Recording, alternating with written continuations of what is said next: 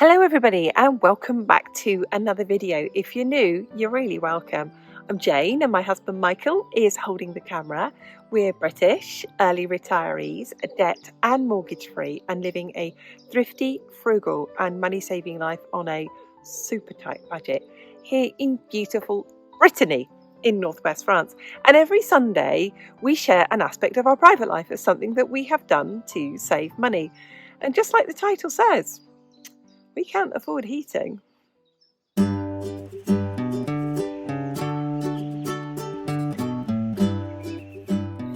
We're filming this today right at the bottom of our garden in the shade because if we so much as step out of the shade, it's really warm today.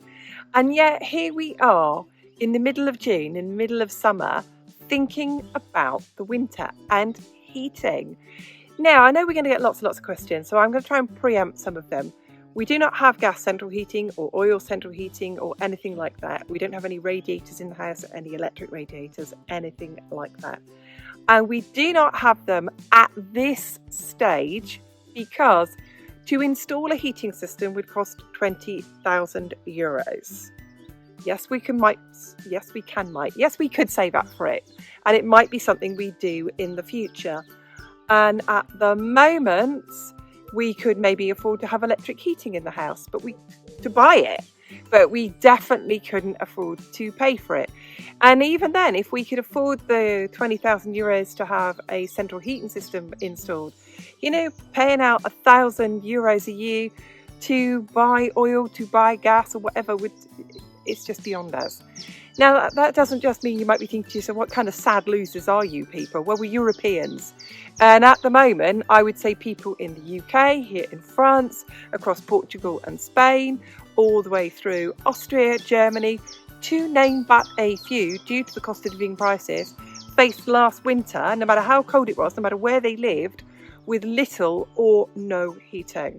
So we are very grateful for the situation we are in currently.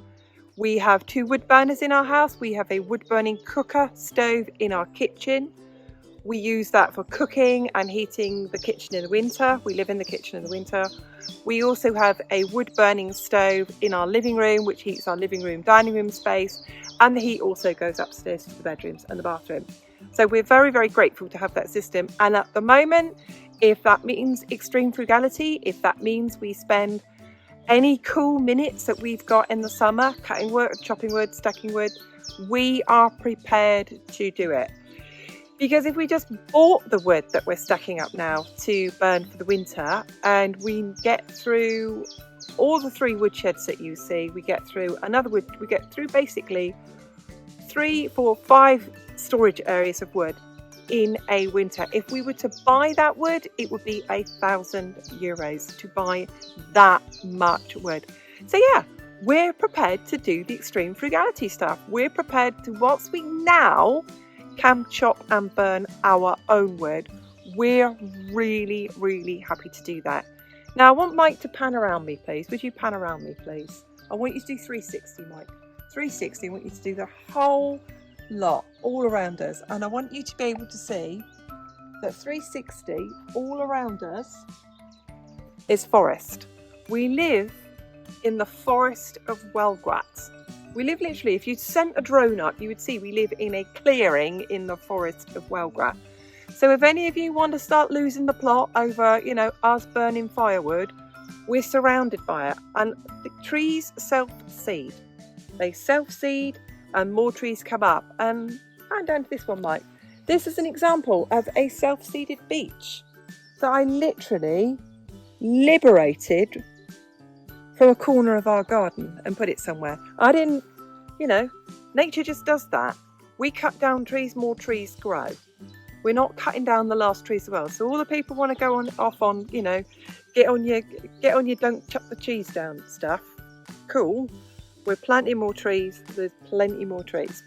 So we hope you enjoy the video. We've got a bonus for you at the end.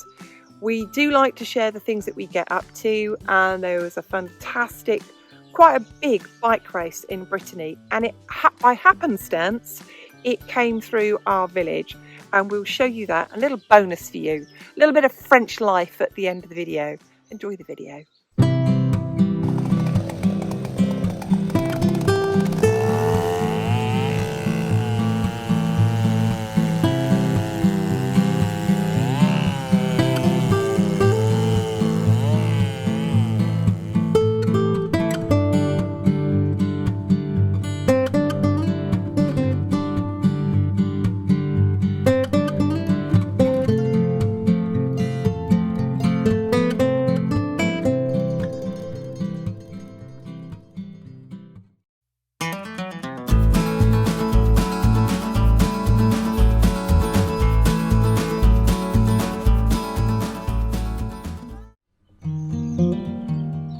Well, I had to stop stacking wood yesterday and I had to stop filming because it got too hot. So yesterday evening, I managed to finish stacking all of the wood that I split yesterday. And we've got loads of stuff to do here, and I'm just going to show you the sort of magnitude of the stuff that we actually get up to.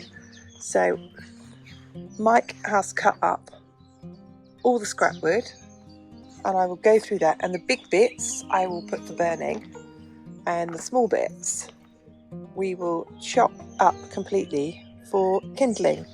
But we need to go to the recycling centre and get some wooden vegetable boxes. You're thinking, like, what's a wooden vegetable box? And these are wooden vegetable boxes. You pick them up for free and they're really useful for stacking up in the barn. And all my small bits of wood for getting the fire going. We don't waste anything here. We stack it all up. And I'm going to take you on a bit of a tour of all the wood I've got all over the place. So we've got, this is green wood that cannot be burned next year. This year, I beg your pardon, it'll be burned next year. And then we have a load of wood here. Believe it or not, Mike can lift these. I cannot believe how he can lift them, and he will split those. And then we have more wood absolutely everywhere that needs splitting. I thought I'd show you another waste not, want not. When we've got all the bits and pieces from when we split the wood and it sort of make a mess, I keep all this, I water it down. I'll show you I have compost heaps all over the garden, and I turn these and I add the compost and the wood that rots down to my raised bed. So there's more wood absolutely everywhere. And if I take you on a little walk, good morning blackbird, you can see, let's zoom in here a minute, there's wood and logs everywhere. So I'm going to get busy, determined this week to fill up another woodshed and get more wood done.